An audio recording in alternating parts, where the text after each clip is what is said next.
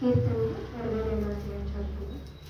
నా ప్రాణము దేవుణ్ణి నమ్ముకొని మౌనంగా ఉన్నది. ఆయన వల్ల నాకు రక్షణ కలుగును. ఆయనే నా ఆశ్రయదుర్గము, ఆయనే నా రక్షణకర్త.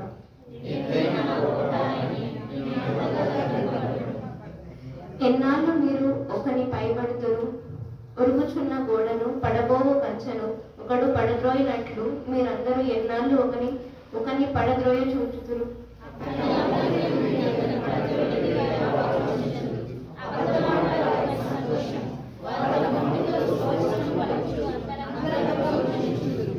నా ప్రాణమా, దేవుని నమ్ముకొని మౌనంగా ఉండు.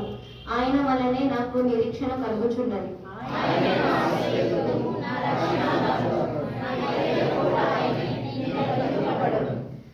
నా రక్షణకు, నా మహిమకు దేవుడే ఆధారం, నా బలమైన ఆశ్రయదుర్గం. నా ఆశ్రయమైన దేవుని యందే ఉన్నది.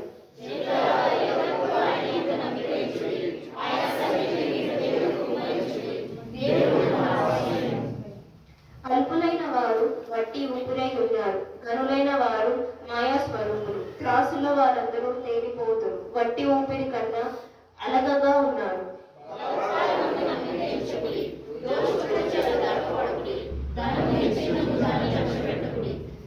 బలము తనదని ఒక మారు దేవుడు సెలవించాడు, 2 మార్లు ఆ మాట నాకు వినబడింది. చివరి వచనం ప్రభువా, మనుషులందరికీ వారి వారి క్రియల చొప్పున నీవే ప్రతిఫలం ఇచ్చుచున్నావు. కృప చూపుడు యందు నీవే. దేవుడు